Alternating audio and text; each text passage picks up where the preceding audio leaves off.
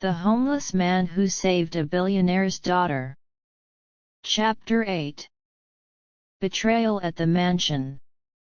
The dense, white chemical smoke filled the server farm within seconds, turning the illuminated red server racks into towering silhouettes.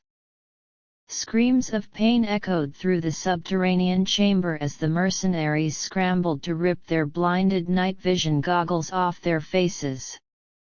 Ethan moved through the fog with silent, lethal fluidity. He closed the distance on the nearest contractor before the man could clear his vision, grabbing the barrel of his submachine gun and forcing it downward. With a swift, precise palm strike to the jaw, Ethan dropped him instantly to the polished floor. Before the second gunman could adjust, Ethan swept his legs out from under him, disarmed his rifle in mid-fall, and used the weapon's stock to drive a concussive strike into his helmeted temple. The remaining two mercenaries fired blindly into the smoke, sparks flying as suppressed bullets chewed into the metal casings of the server racks. Ethan dropped low beneath the raised floor panels, popping up behind the squad leader. He locked the man's arm behind his back, driving his knee into his spine, forcing him to drop his sidearm before choking him into unconsciousness. The last man turned to flee toward the exit, but Ethan hurled a fallen tactical baton through the smoke, striking him squarely in the back of the neck and dropping him cold beside the central console.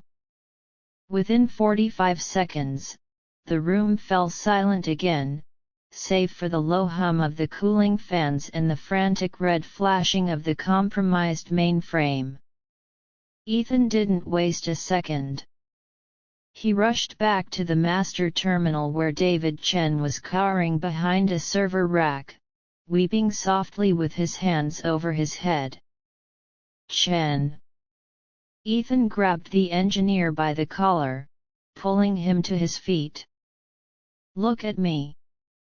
Don't kill me!" Chen sobbed. "I'm not going to kill you," Ethan said, his voice a commanding, razor-sharp steel. "You're going to help me save your daughter. Where is the satellite phone Julian gave you?" Chen reached with trembling hands into his pocket, pulling out a heavy, encrypted satellite phone. He said he'd call on this line once the transfer reached 100%.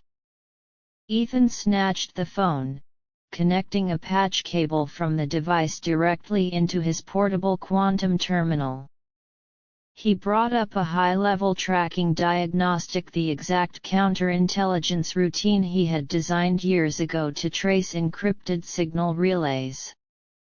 "The drive is at 89%, Ethan said, glancing at the server screen. "I'm rerouting the data stream into a blind loop server. It will simulate a successful download to Carter's system while freezing the actual wipe of Sterling Global's ledgers."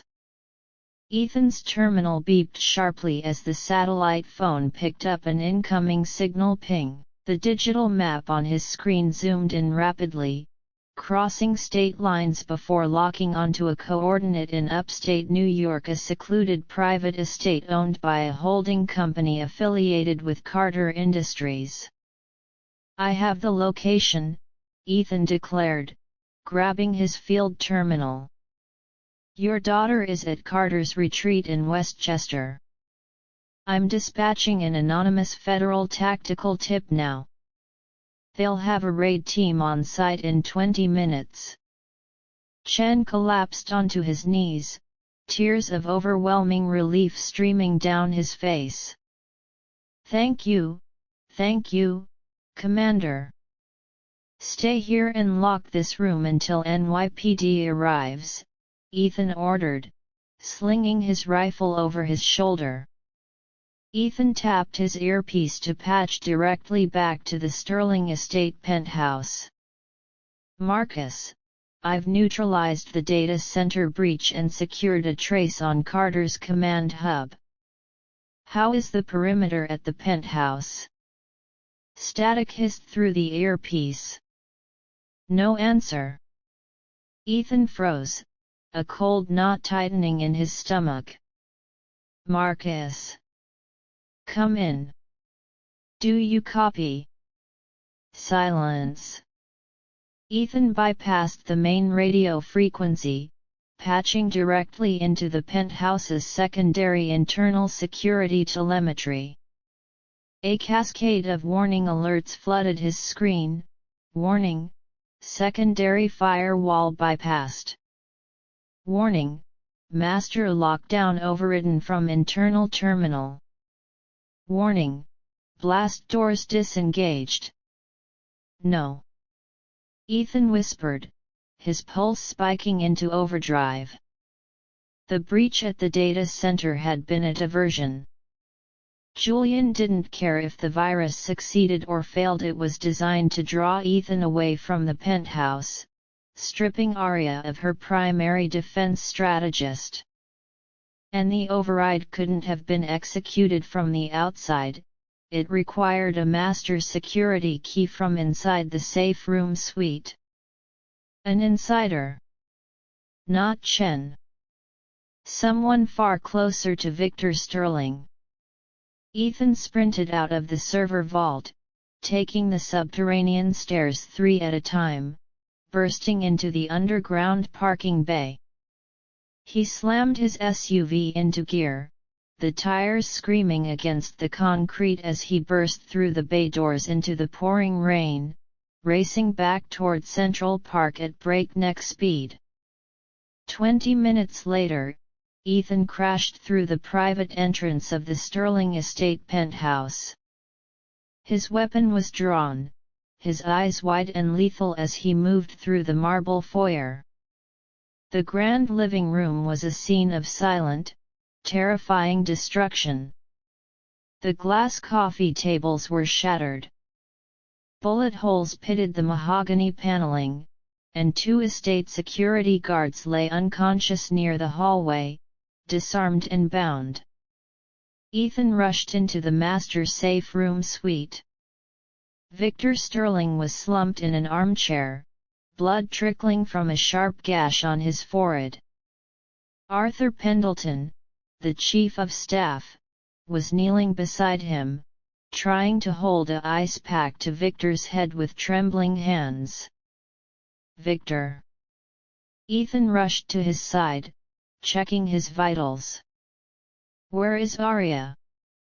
Victor looked up, his eyes hazy with pain and shock.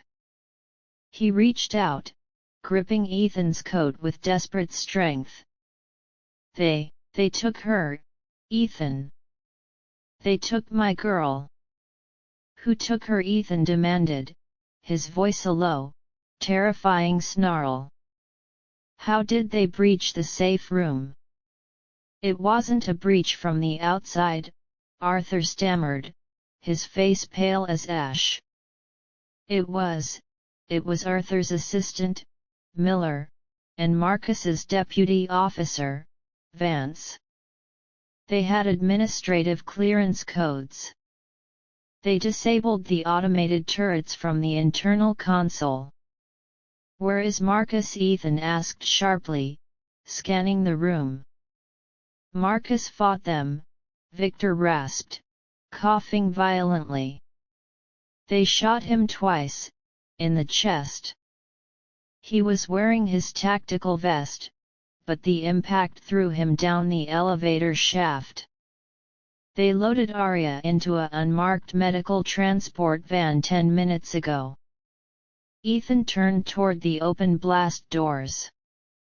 On the wall near the master console, written in bold red marker across the polished steel, was a short message left specifically for him: Ghosts don't get second chances, Ethan.